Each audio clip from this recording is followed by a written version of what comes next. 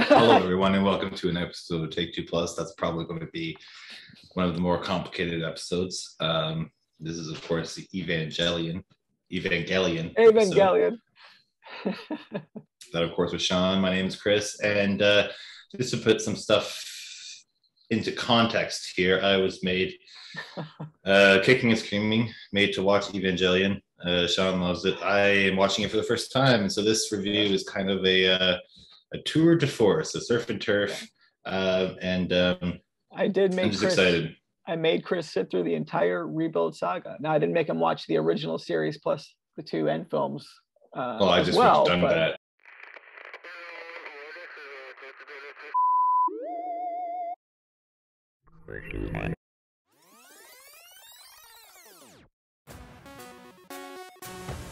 The following program is paid for by DeFalco Advertising and does not represent views and opinions of WCGV.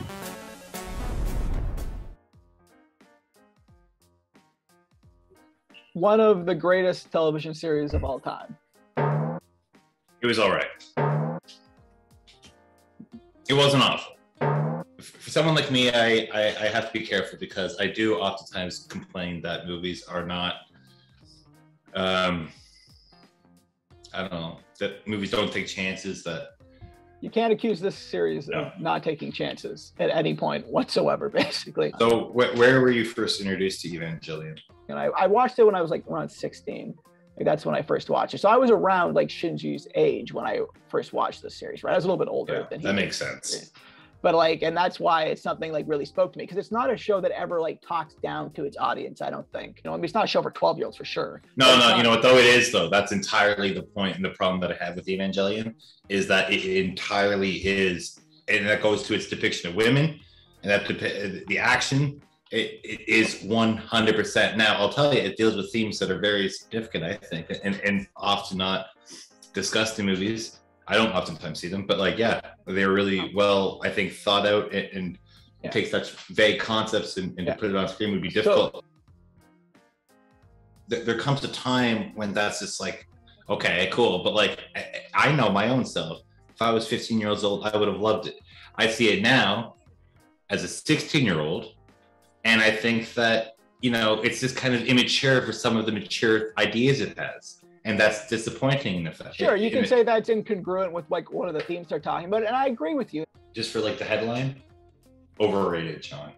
You are saying it's like the greatest thing since whatever. It might be the most epic series of films. It's like, after watching it, I don't really know how you could ever say that. I think it's okay, but it's not in a league of its own. I started with Evangelion, the series, Neon Genesis Evangelion, right? And the original two films. Like, I watched those before these movies even came out, right? So I had very strong feelings about this franchise before the film started. And to be honest, I still like the original series and the last film a little bit more than I like these rebuild films. Like, these rebuild films are good, but they do change things a lot, especially at the end. And can I ask you a question about the movies and just how they're spread out? Is there one big story for which the movies were being, like, for instance, is this like a Lord of the Rings thing where they were just making the movies based on a comic book or something? Or was it something that was completely new each time a movie came out? So Hideaki Anno created the original series in the mid-90s, right? Neon Genesis Evangelion. You're actually watching it right now. Are you kidding me right now? It's on in the back. Yeah, the movie. Ridiculous. The first 24 episodes were like the biggest thing in Japan at the time they were coming out. Like, everyone was watching. It was like This was when, the mid-90s. It was like the mid-90s. It was like Twin Peaks hitting in the early 90s here or something, right? Or like Game of Thrones or something, right? Like, it was just like, it was the series. It was the coffee. It was the water cooler. Yeah. It was the water cooler show in Japan, right? So he did this entire last two episodes, and everybody in Japan hated them. All right, that's what I'm telling you. They hated him. They sent death threats. They wanted to burn down his offices. They hated these last two episodes, but they did not like how it basically did not show third impact at the end of the original series. It was all this theoretical space of Shinji just learning to find acceptance again. And it actually ended positively, more or less, but everybody, it was Shinji like finding acceptance, but everybody hated the series. They hated these last two episodes. So Hideaki Anno decides to redo the ending. and he makes a movie called End of Evangelion. It's honestly one of my favorite movies of all time. That is one of my favorite movies of all time. None of these individually. Maybe the last one. Well, you know what? I'm not watching it. But it ends on a very pessimistic note. It ends in a very different way than this series ends. It ends with Shinji basically giving up and letting the world die, basically. And now in this film series you watch, that's basically like fourth impact, which is like what they call like additional impact. Like there's so many impacts in this film. Well, no, that was the imaginary angels. That was the crazy thing. Yeah, that's what I'm talking about. That was maybe the coolest thing I saw in the entire series, was the imaginary angels. Yeah. By the way, what's the whole situation like? For someone who's watching it for the first time, what the fuck's happening? That's what I'm talking about. That's like, but in order to figure out what the fuck is happening, you have to do so much of your own research into. Yeah, but no, but like someone like me doesn't give a shit about that. So like, you can't ask me to be like, but like you have to read the comics first. That's what makes even. No, I'm not talking read the comments. I'm talking about find like metaphysical, like find God is what I'm telling you to find. Like go look at Buddhism. Go look at theology. Very good. Go look at the Kabbalah. Go look at all these different theologies that Hideaki Anno has like combined together in this one. I think you probably just made it onto like an FBI search right there. This series is why I believe there is such a thing as spirituality. I believe there is, because this series I think does such a because of Fake 2 Plus, the series. Yeah, because of our series. No, because I think Evangelion does such a good job of explaining why there needs to be such a thing as spirituality. No, but what's the deal with the cross? A cross doesn't designate good or bad. It's just like a force of like nature, basically. It's like this force of energy that's unleashed. It's like a nuclear blast, basically. It's like his equivalent of a mushroom cloud. It's a cross cloud. Like that's what it is. Like it's a force of energy being released. It's not good or bad connotation, I would say. There are symbolisms from everything. There is so much Kabbalah and like Jewish mysticism in this. Isn't Kabbalah like PETA? Kabbalah is Jewish mysticism. So Harry Potter. That's British mysticism. Oh, sorry. That's British mysticism.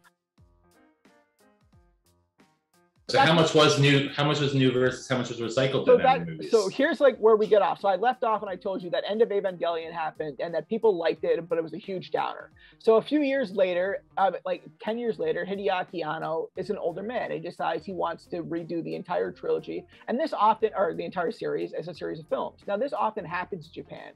Like if it's a really popular series, sometimes the filmmaker will go back and just redo it for cinema, right? But they'll literally just put they'll just like cut out like a million scenes and try and put it all together, and then like they'll make it a 2-hour movie, right? Can I interrupt you for a second? Sure. Would this have been on like Fox, or would this have been on like cable? No, it would be in movie theaters. It would be movie theaters. So but like the series. Okay, yeah, yeah, sure. Japan's equivalent, sure. Yeah, I don't know exactly, but yeah. But it was like American Idol. Everyone was talking about it. Yeah, the original series, yeah. But these movies are going to be in movie theaters, right? So American Idol, the movie, comes to North America, and everyone's obsessed. Sure, exactly. And like 15 years later, right? Like 15 or 20 years later, so there's like a want for it again, right? Like there's a desire to see it again, right? Because 2007. Yeah, the movie comes out in 2007, the original. So it was like 10 years later, I think, first movie. It was like 12 years later. So Shinji's gotten a little bit older.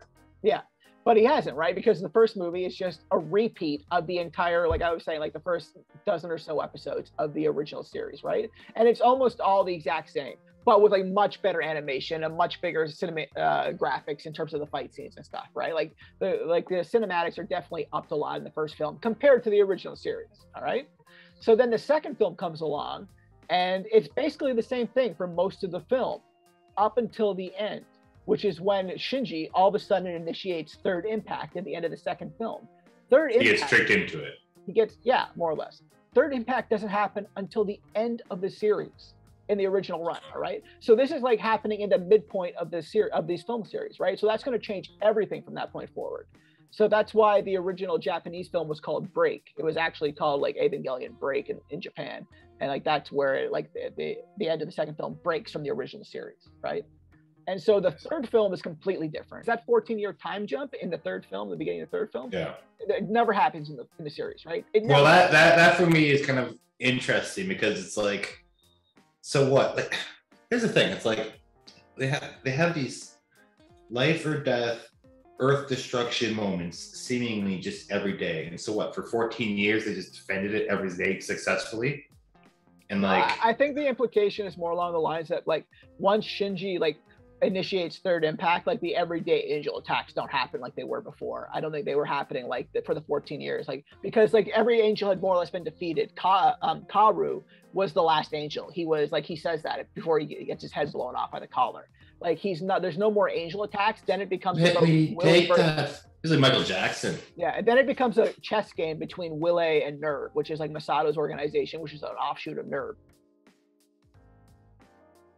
So this is the positives when it comes to the general series from a first-time viewer.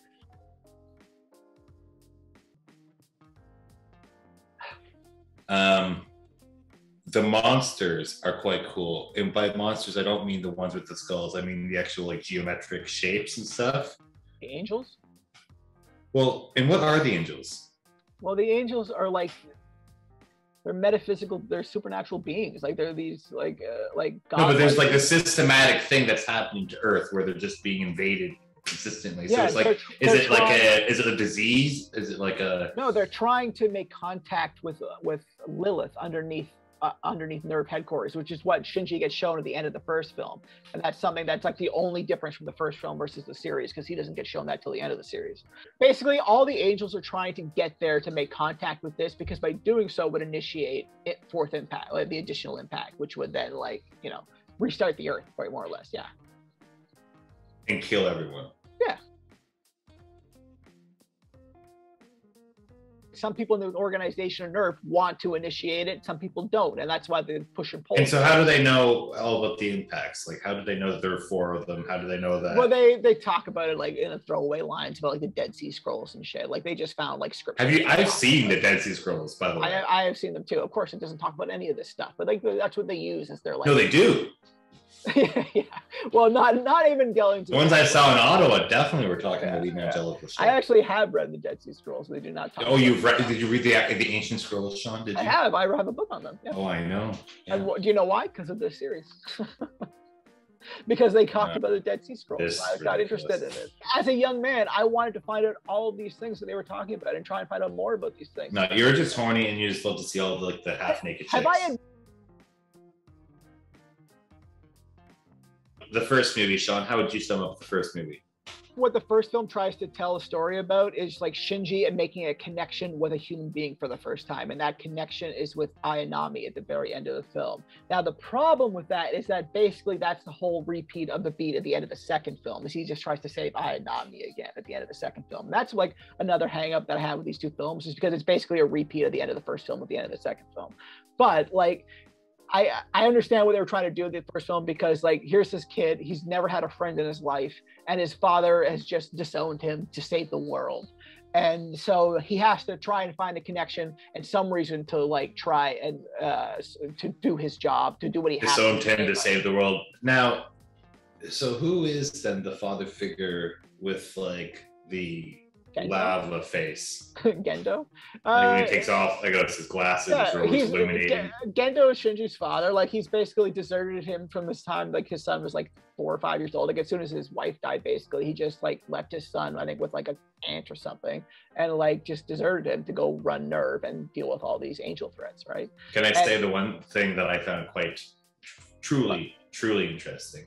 What? And that was that as close as he wanted to get with his wife again, the further he got away from his son, who is Shinji. Him and his wife. Like, so that's what the entire film's about, man. That's what he said. That's what the epiphany is at the end of the film. Yeah, but that's the secret, I guess. Yeah, and that's what he learns at the end of the series. It's just like, he actually almost like says that to her. It's like, this entire time, like, he was right here, you were right here in him.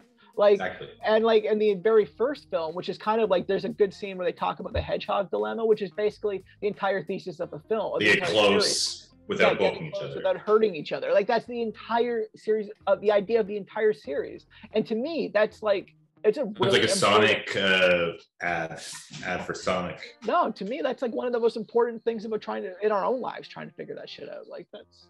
Well, I already figured all that stuff out. So. Good. Well, then you're one of the lucky ones, man. Yeah. I am lucky. One of the lucky ones.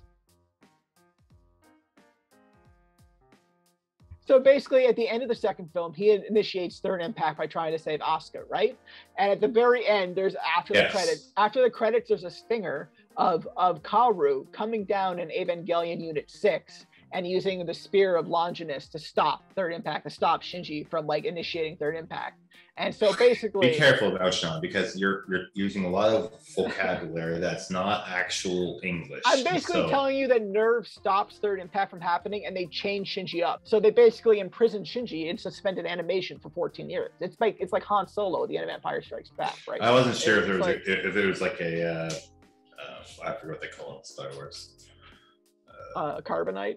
Carbonite, yeah. Yeah. But that's good because he bridged some sort of divide between machine and himself. Because he initiated where his pure will. Connected his pure will. Connection. Yeah, and his mother's soul is in that Evangelion unit, right? And once they combine together, it's just like it creates this angelic being. It creates an angel, basically. Right. Yeah, I guess I never understood quite why they would entrust the fate of the world. Did you know that Rey is a clone of his mother? Did you get that? Yes. His love interest in the movie too. I know. Don't get me wrong. I you know what? There's something with like Old Boy and all this stuff. His Kaoru is also like his like gay love interest in the film. He's like bisexual in the film series. It's implied a little bit. Yeah, he does really fall for that angel. It's implied a Chris little Angel. bit, but like the entire Kaoru character is completely different in this rebuild. The third film, Sean, how would you describe it? To me, like the third one is when you take the acid, because the first two films I'm like, okay, I know the story, I know all these beats, and then at the end of the second film, I'm like, okay, that was different. What the hell are they gonna do? And then the third film, I still didn't think they were gonna reinvent it completely, and that's what they did. Like he just went in a completely different direction. And I'm like, what the fuck is happening? When they did this 14-year time jump, and like Kaoru's a completely different character in terms of what his role is with Shinji. I wonder if they were kind of balancing between these controversial episodes that they made that was so far out and like finding a middle ground almost. Hideaki Anno is a good filmmaker. He's a good storyteller. He has to repurpose it in a different way for film because it is a different medium. You can't just it's just like, how do you tell that story with all the nuances? It's like, yeah, it's crazy. But he ended up being his own worst enemy when it came to his fourth film, because it literally took him 9 years to finish this fourth film. Like the first three films came out about 2 or 3 years apart from each other. Like it was pretty regular. And then the fourth film was supposed to be like 2 years after the last film. 9 years later, it comes out because he just couldn't finish it. And he was so depressed and so worried about trying to finish this series and please everyone, because he knew how many people were looking forward to it, that he found it too monumental a task. And there's actually a pretty cool documentary on Amazon that they put up with this Evangelion 3.0 plus 1.01. Which is called. What the fuck is it with all that? All that I think he's really trying to imply at the titles is that it's a variation on the original story. Right. The fourth one did stand out for me as someone who's just seen it for the first time. Really, just one after the other, after the other, after the other, after the other. So what was it about the fourth film that stood out to you versus the other three? I think it impressed me and it kind of captured my imagination. For instance, this whole idea of there being imagination imaginary Evangelion. Yeah, like that, like, and then like what that would look like in like the face, it being kind of terrifying, but kind of. I don't know if that was like everything was building to that, but as soon as you see Imagination Land, it's simultaneously terrifying and awe-inspiring, charming, and like it's just like it's an accumulation of every emotion. It honestly visually might be, and this is somebody who's seen so many, it's honestly might be my favorite experience in film ever. You know, again, this movie has a few undeniable things. There is a quality, a masterpiece kind of thing to it. Whether you like it or not is another question, but it is expertly made, and the story is so do you know what it is? It's the details. It's the details. It's like the same thing that makes Kubrick. It's the things that you don't think are anything that are something. Yeah, it's the things that like Kubrick is such a good filmmaker from, and I guarantee you Hideaki Anno loves Kubrick, and he took. Well, and I don't use that name lightly. It's like a Kubrick anime series. It's like, you know what, like it's like those first two films, right? And they're very kind of like, to me, I think compared to the last two films, like by the numbers, you know, those moments where like you can just hear like the crickets just like buzzing constantly in the background, and it's just the rhythm he creates in every scene. It's just like okay. Now I say that having watched all of them, I didn't necessarily like the first two films, and I wouldn't be making that Kubrick comparison. I only make that after the fourth one, which kind of really does bring things all back home. But I think that if you went back, and I know you're never going to, but if you went back and rewatched the You're right. and three, like you would find things that you realize like, oh, that was important to what paid off in the fourth film, and now I see how like all of this is layered and structured, and I appreciate those first two films more than I did the first time I watched them. What is something that people don't know about Evangelion that you would like to tell them? That watching it can change your life. I'm sorry it didn't happen to Chris, but it did for me. So the first time? Yeah. The first movie? Oh, I guess the series. The thing that I haven't actually even seen yet. Oh, to be fair, I think that just watching the Rebuild series could do that too. If you get interested in the themes I'm talking about. I wouldn't have been so interested in the first movie. I would be like, yeah, I didn't like the first one. Why would I see the second one? And that's exactly why I made you watch all of them. Oh. It was worth it by the end, though, wasn't it? It was worth it by the end. Yeah, it was worth it by the end. I won't deny it. And like, I think I saw things that I didn't expect to see. I think that it surprised me with how creative it was. I was so awesome. I did love how challenging the subject matter was, in the sense of just like literally actually understanding, you know, and that there wasn't. It was like simultaneously there was no exposition and all exposition. It's almost like the Green Knight in that way, in that there's a lot of ambiguity and it challenges you to figure it out. And that's what I love about it. Like, that's one of the things I love about the Green Knight. And that's what I love definitely about this series. It's just that it challenges you as an audience member to try and understand it more than just what it's giving you on the surface. I really did like the monsters coming in from space, the angels, and they would be just like these geometric shapes. And it's just like, that's so cool. It's just like, so heartless. It's just so heartless, these geometric shapes, right? Like, how could you, it's not like it's got eyes, like a soul. It's like indifferent. It's fighting math or something, right? Like, no, it's like fighting, it's like this indifferent thing. It doesn't even matter. Like, it's just. It's fighting the building blocks of the universe, which is what angels are, right? It's like that's how deep the show can go in certain levels. I didn't at all like the Evangelions, who were like these like dinosaur monster kind of robots. Can we expect more films?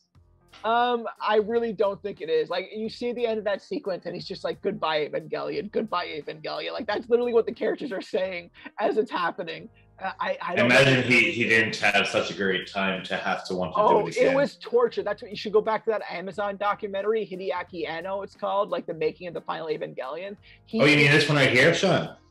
Yeah, he is such a mess. Watching this guy like try and make this film, like his animators, like they love him and like respect him above and fear him. But they hate him because he will not say yes to anything. And all of a sudden I realized why it took him 9 years to make this film. Because when you watch this documentary, like, it's literally, like, it takes place from 2017 to 2021. Like, that's the 4-year span they cover.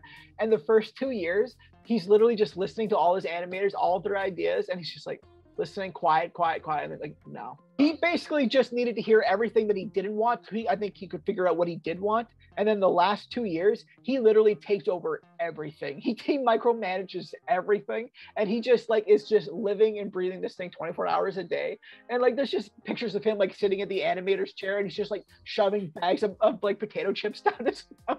Like, it is an amazing documentary. I couldn't believe it. It was so funny. Hideaki Anno, when he was making the original series, he did it when he was coming out of like a deep depression, like in his life. He was really depressed, and it was like a form of like therapy to him. And this movie, and because he really injects a lot of himself into Shinji, right, in a lot of ways. And well, to the audience relates to. Yeah, and in this Rebuild series, what he struggles with and what he says in the documentary, and especially in terms of the fourth film, is what he wants to make clear to the audience is that this series is really about overcoming depression. Like that's what it's about. And like that's what this Rebuild series is about, is overcoming depression and learning to like love life and trust others and to want to live in the world. The last two episodes of the original run, 24 and 25 and 26, which is what I think is interesting, actually ended very positively, which is what I said, with Shinji overcoming their impact and wanting to be a part of the world. And basically, it's kind of a joke because the last episode of Evangelion ends with everyone cheering Shinji, and it's just like, you can do it, Shinji, you can do it. And it's like this random like joke, and it kind of turns into a meme online. You can look for it. And like, and then end of Evangelion, it's the opposite of that. It's like, Shinji is just alone at the beginning of time with Asuka, and you don't know if he's going to restart the world or if he's just going to let everyone die. And it's kind of implied he's just going to let everyone die. He doesn't care anymore. And then this Rebuild series is like, nope, he restarts the world. He gets rid of all Evangelions. He trusts himself. He finds love. The Dirty Tarantino Toes Rebuild of Evangelion editions. That's a ton. What? Dirty Tarantino Toes, are we not? No, for all the other stuff. I know what that is. I know what Dirty Tarantino Toes the are. Rebuild, that's what it's called. The series is called Rebuild of Evangelion. Okay. Sean, is it safe to say that for the first time ever, the Quentin Tarantino mistress will be able to keep all of her toes? How many Dirty Tarantinos do you give the Evangelion reboot, rebirth, whatever? That is a very safe bet, but it's not without some hesitation. Like I said before, I'm not going to lie. The first three films are, especially in and of themselves, not perfect by themselves. But I think taken as a collective whole, which is what we have done here, which we have to do, yes. It's what we've looked at as a series. I love and it's how it is as a story too. Yeah, It's one narrative. Yeah, it's one very important narrative, and I love it. And so I give it 10 out of 10. All right, this is the first 10 out of 10. This is where we would have had fireworks, but because of a fire ban in Ontario, we are not allowed to. Evangelion, the Rebirth of a Nation series. Basically, what this comes down to in terms of how many Dirty Tarantinos I want to give this series of films really comes down to just one scene, and it's the scene that Sean was discussing, and that is the Imagination Land. Imaginary Evangelion. And the question thing is like, how much was that worth it? And it was worth it. I will say that, see, this is probably the first time where it's almost very difficult for me to actually give this a numerical number, because I can give it all sorts of different ones. Because if I was to say how creative it was, I would say it's a very high creative score. If I was to say how epic it is, it's a very high epic score. If I was to say about how, profound it is, it'd be a very high score.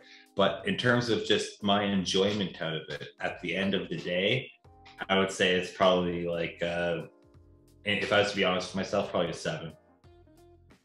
As much as I love every sequence in 2001, it's still not nearly as good as Imaginary Evangelion. Like, no one scene in 2001 adds up to what Imaginary Evangelion is, because it's just such a mind fuck. And I think it really just hits on every level. And obviously, I didn't even know that was coming at all. Like when I was watching it, you should watch just End of Evangelion, because you could watch it without having to watch the series. You would know what's happening.